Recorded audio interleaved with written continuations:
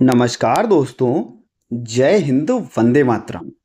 आप सभी का एक बार फिर से बहुत बहुत स्वागत है आपके अपने YouTube चैनल एग्जाम ट्रिकी में।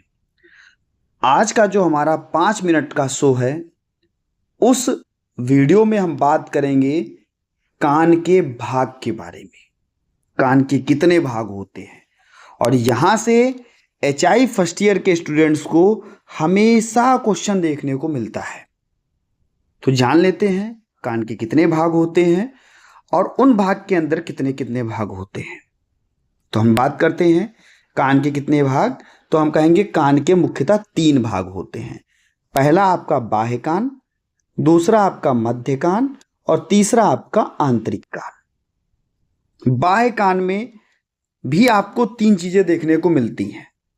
एक तो आपको पिन्ना देखने को मिलता है, एक आपको श्रवण नलिका, जिसको हम लोग ईयर कैनाल बोलते हैं, श्रवण नलिका देखने को मिलती है, और तीसरा आपको देखने को मिलता है कान का पर्दा।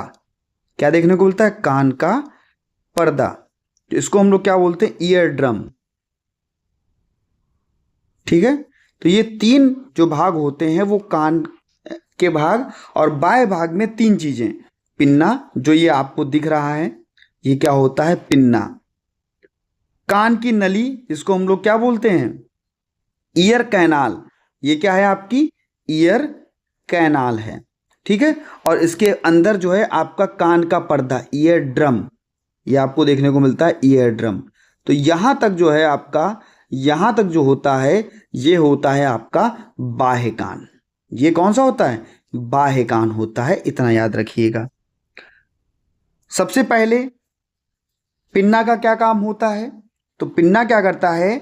जो बाहर की तरफ फैला हुआ हिस्सा ये आपको दिख रहा है, ये ध्वनि तरंगों को इकट्ठा करता है।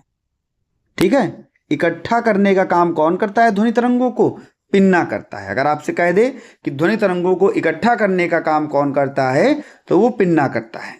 और जो ये ईयर कैनाल होती है, लगभग आपकी, ये आपकी 2.5 सेंटीमीटर लंबी होती है। ये क्या करती है? इसी के थ्रू आपकी जो ध्वनि होती है वो अंदर जाती है। ध्वनि को ये क्या करती है? अंदर भेजती है। ठीक है। और इसके बाद में इस ईयर ड्रम का क्या काम होता है? कर्ण पटल या कान के पर्दे का क्या काम होता है? इसे टिम्पैनिक मेम्ब्रेन कहते हैं। यह क्या करता है कि ध्वनि तरंगों को से कंपन करता है। भाई, जैसी ध्वनि तरंग अंदर जाएगी वैसा ही ये कंपन करेगा। बाहरी कान को मध्य कान से अलग करता है। यानी कि इसके बाद जो है आपका बाहरी कान खत्म हो जाता है और इसके बाद मध्य कान जो है वो स्टार्ट हो जाता है। तो मध्य कान अगर हम लोग पढ़ें तो मध्य कान को पढ़ लेते हैं। थोड़ा इसको रब कर दें, उसके बाद पढ़ें। तो मध्य कान की अगर हम लोग बात कर लें तो मध्य कान में भी आपको 2 चीज़ें बहुत अच्छी देखने को मिलती हैं। एक तो आपकी श्रवण की हड्डियां, यहीं पर आपकी इनकस होती है। यहीं पर आपकी कौन सी होती है? इनकस होती है। यहीं पर आपकी इनकस होगी। यहीं पर आपकी जो सबसे छोटी हड्डी होती, स्टेपीज। ठीक है। स्टेपीज भी यहीं पर होती है। कुछ इस जगह पर आपकी लगभग स्टेपीज होती है। ठीक है। इस जगह पर सबसे जो छोटी हड्डी आप बोलते हो, ठीक, कान की हड्डी है छोटी हड्डी, यहीं पर इनकस होती है, यहीं पर स्टेपीज होती है, और यहीं पर आपकी कौन सी होती है? जो है आपकी मैलियस होती है। यहीं पर आपकी कौन सी होती है? तो मैलियस होती है। हम कहेंगे स्टेपीज क्या होती है? तो सबसे छोटी हड्डी होती है, मानव शरीर की सबसे छोटी हड्डी। ये क्या करती है? जो ये हड्डियां आपकी मैलियस हुई, इनकस हुई, स्टेपीज हुई, ये क्या करती हैं? ये जो आपका वो कंपन आ रहा था उसको बढ़ाने का काम करती है, बढ़ा करके आगे भेजने का काम करती हैं। ठीक है। इसको बढ़ा करके आगे भेजने का काम करती हैं। उसके बाद में अगर हम लोग बात करें तो आंतरिक कान। आंतरिक कान, जहां पर हम लोग 3 चीजें देख रहे हैं।